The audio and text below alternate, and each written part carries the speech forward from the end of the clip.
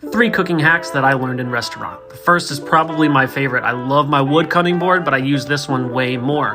Problem is, these plastic ones slide too much, so you gotta take a wet paper towel, put it underneath, and it won't slide anymore. Next, this one's really useful. If you put your chicken into a freezer baggie and then use the pounder, you don't have to clean the pounder. Cleaning pounders sucks. This one is a really useful one as well. Some people like to put the raw chicken directly into the egg wash, but this really isn't the best option. If you put it in flour first and then the egg wash holds way better, and then your breadcrumb holds way better. And that's it. 5 things in my kitchen that just make sense. Part 2. A dog eating station built right into our kitchen island. A dedicated cupboard for our KitchenAid stand mixer that has a lift that clicks into place, and when you release it, it slowly goes back down. A cupboard dedicated to trays and cutting boards. A cozy restaurant-style kitchen booth. And lastly, pop-up outlets to use for our phones, laptops, and small appliances. Not sure if you knew this. I found this tip a couple months ago, so I've been testing it out, and it works so well. But if you put your fruit, like strawberries, in a glass jar in the refrigerator, they stay fresh for 2 to 3 weeks. And I've been testing it out, and it works amazing. Also take the egg and then crack it like this and put it in the water and boil it. So once the egg is ready, just put it in a container, get cold water, fill it, close it, and shake it.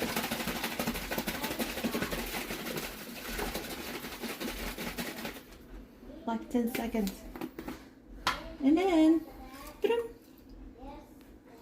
Wow.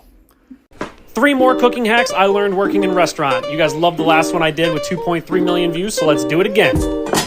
Did you know that you can mince garlic in a zester or a kitchen grater? And it comes out perfect every single time.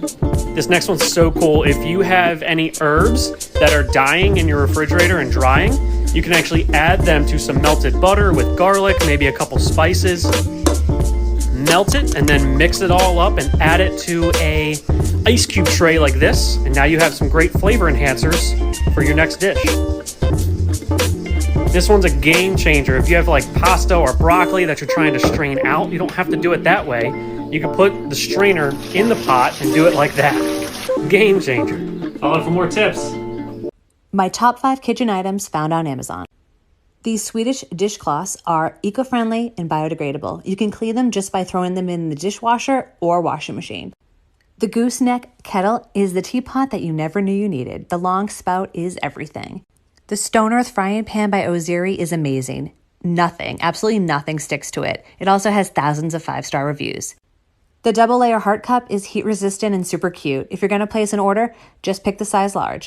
And last but not least is my personal favorite, the Opal Ice Machine. It produces little baby-sized nugget ice cubes, which are similar to what you may find at like Sonic or Coffee Bean and Tea Leaf.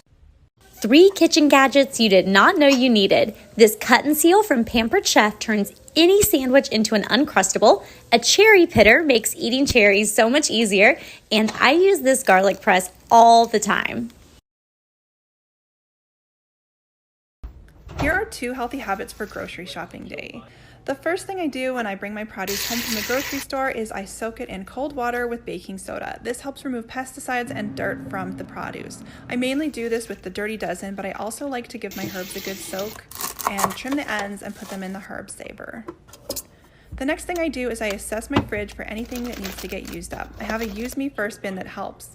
So I'll chop up fruit and vegetables that need to get eaten right away, but I'll also turn them into other recipes like these apple chips or these kale chips.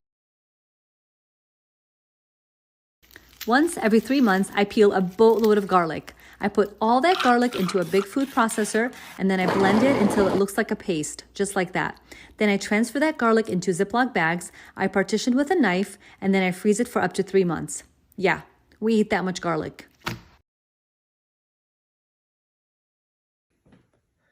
Okay, so you put the string cheese into these little pasta holes here. Okay, I'm gonna put sauce all over the whole thing. Okay, make sure it's nice and saucy. Good, yep.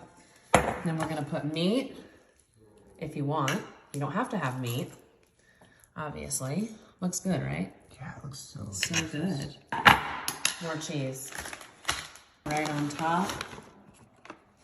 You just spread that out. We're gonna pop it into the oven. Watch this. Oh my gosh. Here's the moment of truth. Look at that. Yum. Honeycomb pasta. So good. You've got a messy cabinet. Put marbles in a dollar store cake pan, add another on top. And you've got a $3 Lazy Susan. Show me the life hack that you randomly saw one day that is now an unconscious standard practice in your life. I'll go first.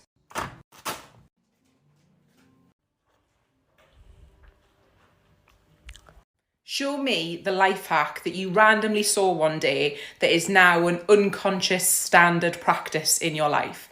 I'll go first.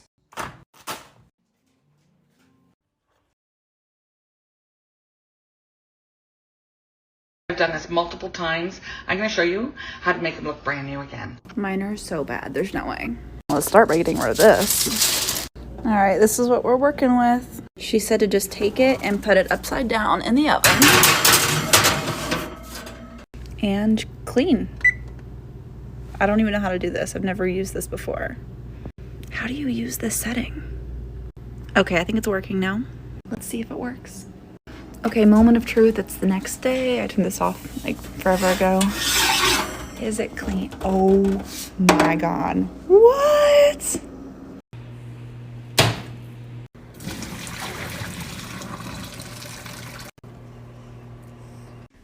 All right, so I saw this cleaning hack where if you put toilet bowl cleaner on your tile grout, it's supposed to clean it really well. I just bought a new house, so I thought, what the hell, I'll give it a go in my kitchen. Ew. I let it soak for like 5 to 10 minutes, then gave it a good scrub. It was disgusting. And brace yourselves, that was after.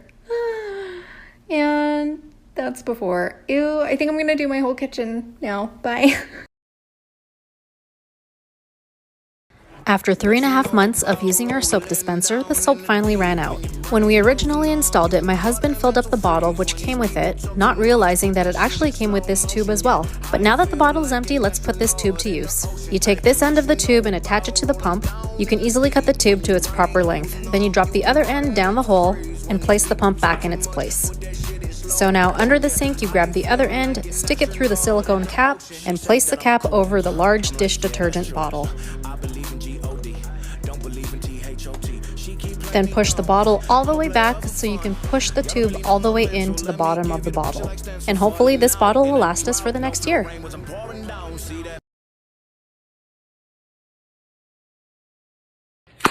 Listen up. So you want to make tostones, but you don't have a tostonera? It's all good. Hello, Mr. Coffee Mug. Hello, Mr. Plate. And if you're making a jibarito sandwich, use 2 cutting boards.